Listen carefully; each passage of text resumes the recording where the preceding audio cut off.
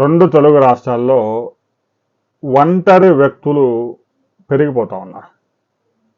ఒక ఆంధ్రప్రదేశ్లోనే 32 లక్షల మంది ఒంటరి మహిళ కానీ ఒంటరి పురుషులు కానీ, అంటే ఆ రేషన్ కార్డులో ఒకే ఒక్క వ్యక్తి పేరు ఉన్న వారి సంఖ్య 32 లక్షలు ఒక ఆంధ్రప్రదేశ్లో.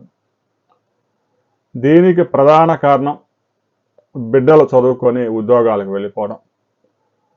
వారు ఎక్కడో బెంగళూరులోనో పూణేలోనో హైదరాబాద్లోనో ఎక్కడెక్కడికో వెళ్ళిపోతా ఉన్నారు. వెళ్ళిపోయిన తర్వాత వాళ్ళ ఫ్యామిలీకి అక్కడే ఒక రేషన్ కార్డు తీసుకుంటారు, లేదంటే లేదు. ఉద్యోగం కాబట్టి ఐటీ రిటర్న్స్ మస్ట్గా ఉంటాయి. ఇక్కడ గ్రామీణ ప్రాంతంలో వారి పేర్లతో పాటు తండ్రి తల్లి పేర్లు కూడా కలిపి రేషన్ కార్డు తీసుకుంటే వారు అక్కడ ఐటీ రిటర్న్స్ చేస్తారు కాబట్టి ఇక్కడ కనీసం రేషన్ కార్డు రాదు, పెన్షన్ వృద్ధాప్య పెన్షన్ కూడా రాదు. దీంతో ఎవరైతే మిగిలిపోతా ఉన్నారో ఉద్యోగాలకి యువత వెళ్ళిపోయిన తర్వాత వారంతా ఒంటరిగా కార్డులు తీసుకుంటా ఉన్నారు. ముఖ్యంగా ఆంధ్రప్రదేశ్లో ఈ 32 లక్షల్లో 22 లక్షల మంది మహిళలు, ఒక 10 లక్షల మంది పురుషులు ఉన్నారు. దీనికి ప్రధాన కారణం పెన్షన్.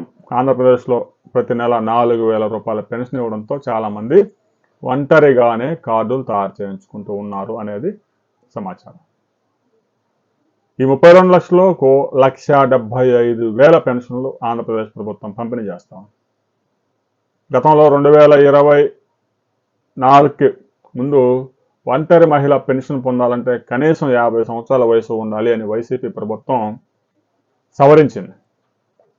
గతంలో 30 సంవత్సరాలు దాటితే ఒంటరి మహిళకి పెన్షన్ ఇచ్చేవారు. దాన్ని ఇప్పుడు 50 సంవత్సరాలు చేసింది వైసీపీ ప్రభుత్వం. కూటమి ప్రభుత్వం వచ్చిన తర్వాత ఆ వయసును కూడా సడలించే కార్యక్రమం చేశారు.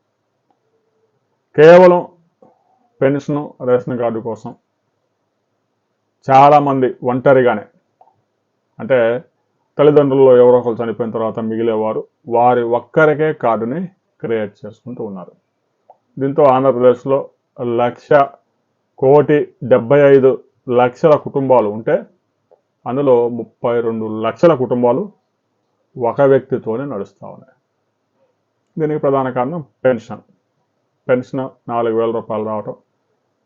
పిల్లలు ఎక్కడెక్కడ ఉద్యోగాలు చేసుకున్నా వారి ఇబ్బందులు అనుకుంటాయి కాబట్టి ఆ డబ్బుతోనే చాలామంది కుటుంబాలు నెట్టుకొస్తూ ఉన్నాయి. దీనికి సంబంధించి ప్రతి ఒక్కరూ మీ అభిప్రాయాలు కూడా కామెంట్ చేయండి. ఒంటరి మహిళలు ఒంటరి పురుషులు పెరిగిపోవడానికి ప్రధాన కారణం ఏమిటి అనే విషయాన్ని కామెంట్ చేయండి.